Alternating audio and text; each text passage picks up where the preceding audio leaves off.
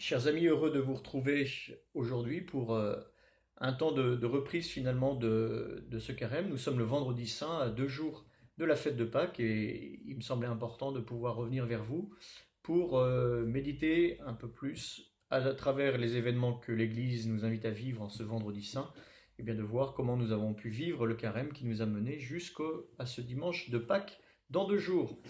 Voilà, et si l'Église fait mémoire de la passion de notre Seigneur Jésus-Christ en ce jour, c'est parce que, évidemment, nous devons reprendre conscience qu'il n'y a pas de résurrection s'il n'y a pas dans la vie de Jésus la passion et la mort sur la croix de Jésus. La résurrection n'a pas de sens sans ces événements, bien sûr. Alors la passion de Jésus nous fait penser bien sûr à toutes nos passions, celles que nous cherchons à assouvir, celles qui nous détendent, celles qui nous donnent du plaisir à vivre, bien sûr. Et évidemment, celle de Jésus n'a pas sûrement pas été une partie de plaisir, mais nous comprenons quand même que parce que Dieu est passionné par l'homme, eh bien il s'est fait homme. Parce que Jésus est passionné par l'homme, il s'est abaissé au point d'épouser toute notre condition humaine, jusqu'à ce qu'elle a de plus avilissant dans une condamnation injuste, dans le supplice atroce, et bien sûr dans la mort abominable sur la croix. Et tous ces événements, eh bien, nous manifestent véritablement que Dieu se mouille pour l'homme. Euh, il est passionné par nous et il met en pratique cette passion à travers ces événements que l'Église vit en ce moment, en ce jour du Vendredi Saint.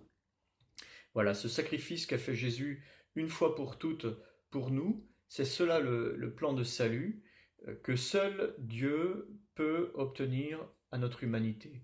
Le fait que Jésus trace pour nous un chemin qui passe par la mort, mais qui est un chemin de vie, et pour rejoindre la gloire de Dieu, seul Dieu pouvait bien sûr ouvrir ce chemin aux hommes. Alors nous approchons de la fête de Pâques, cette fête de la vie, cette fête de la lumière bien sûr. Il est important de refaire peut-être un petit flashback sur notre temps de carême, comment depuis le mercredi décembre nous avons pu vivre ce temps de conversion, de retour à Dieu, de mise en pratique finalement de notre relation à Dieu et à notre prochain, à travers euh, d'une manière concrète la prière, le partage et la pénitence. Voilà, l'ascèse dans notre vie pour nous rapprocher de Dieu et de notre prochain. Alors comme chrétiens, si nous sommes croyants, bien sûr, nous avons à prendre part au salut que Dieu nous propose, parce que Dieu ne nous sauve pas sans nous. Si nous nous disons chrétiens, bien sûr, nous croyons en Dieu, et nous croyons au Dieu qui est un Père miséricordieux qui se soucie de chacun d'entre nous par amour de nous. Nous croyons également bien sûr en Jésus qui nous sauve sur la croix par amour, et nous croyons aussi en l'œuvre de l'Esprit Saint en nous, c'est-à-dire cette force de Dieu qui nous donne la force et la capacité d'aimer à la manière dont Dieu aime les hommes. Voilà ce qu'est le béaba bien sûr, de notre adhésion de foi si nous nous disons chrétiens.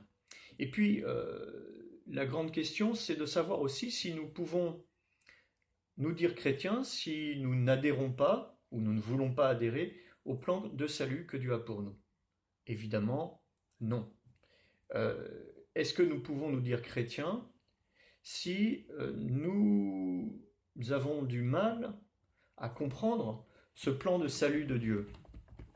Bien sûr, cela est possible parce que nous aimons Dieu en esprit et que l'Église nous invite concrètement, eh bien, à prendre du temps pour pouvoir euh, réfléchir au mystère de la foi.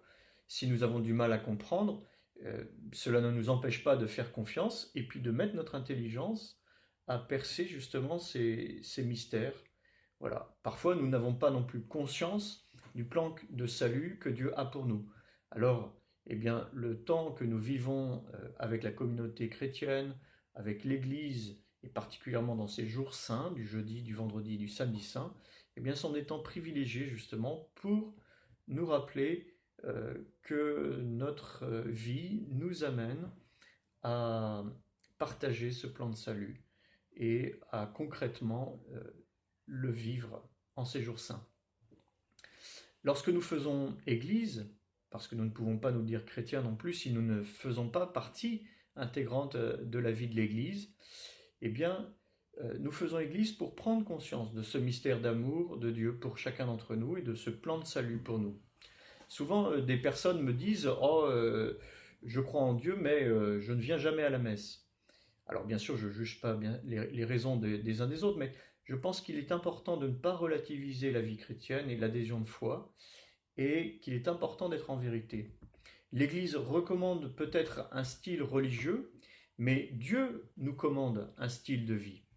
Et c'est important de sentir cette présence de Dieu en nous qui nous invite à mettre en pratique notre vie religieuse.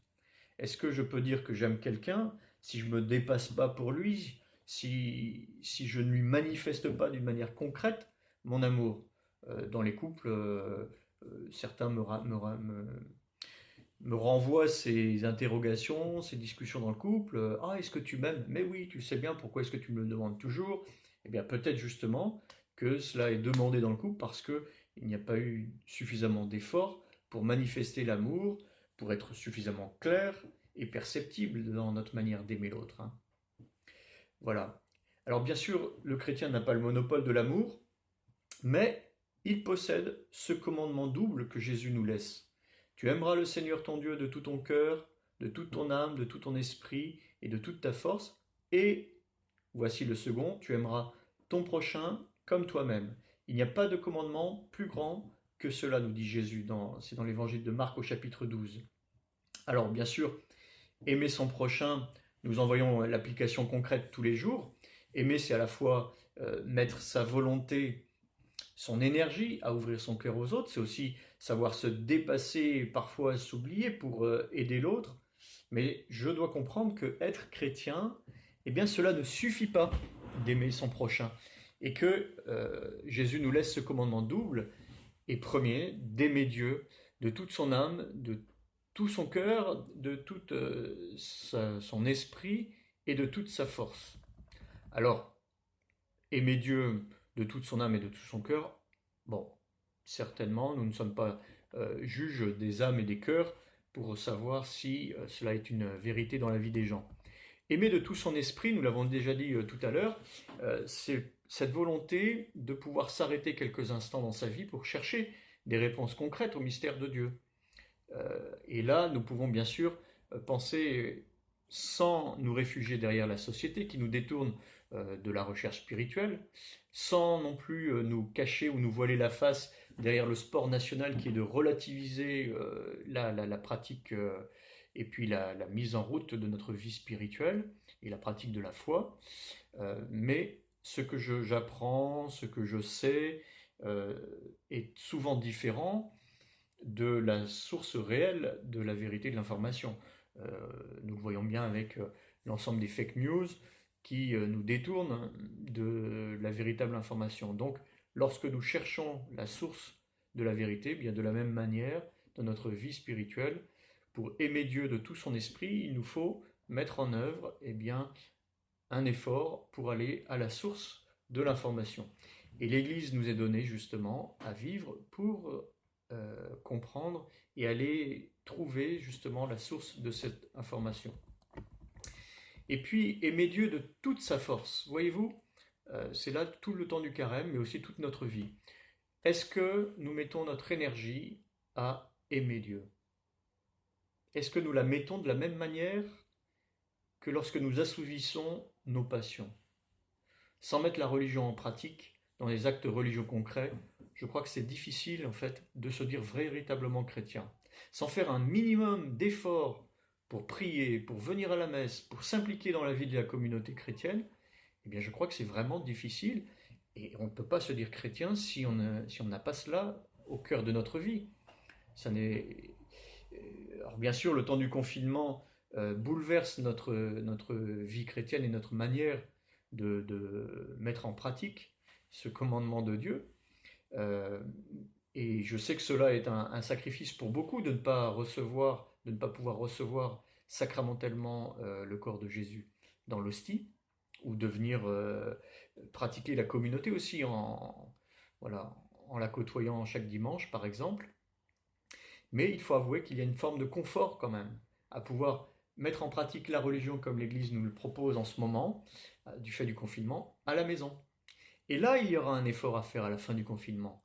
Eh bien, de sortir de ce confort finalement que beaucoup de nos contemporains partagent et vivent tout au long de l'année, pour revenir à une pratique habituelle où je viens côtoyer ma famille, où je viens la reconnaître, où je viens, avec la diplomatie requise comme dans notre belle famille bien sûr, où je viens chercher à la connaître, oui, et à la mettre en pratique, et à la pratiquer tout simplement.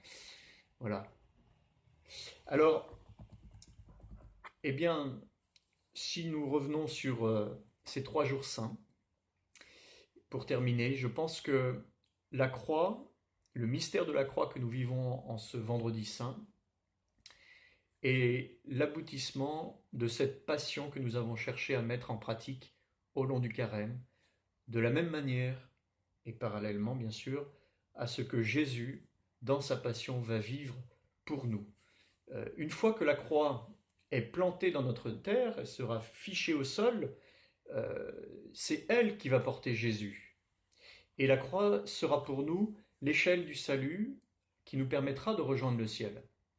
Mais tout au long du chemin de croix, c'est Jésus qui porte la croix. Et elle est le poids de toute notre vie humaine. Euh, c'est Jésus qui pratique alors avec toute son âme, tout son esprit et toutes ses forces physiques et concrètes. C'est lui qui pratique notre humanité. Jésus porte sa croix en faisant l'effort de pratiquer notre humanité passionnément. Alors, au cours de ce chemin de croix, eh bien, ferons-nous également cet effort de pratiquer Dieu en portant la croix que Jésus nous propose de vivre avec notre communauté chrétienne, en communion spirituelle les uns avec les autres, pour que cette croix soit pour nous le chemin du salut que Dieu nous invite à vivre. Voilà, je pense que tous ces événements, eh bien, nous allons pouvoir ensemble les vivre avec une telle intensité que nous redeviendrons passionnés de Dieu. À très bientôt.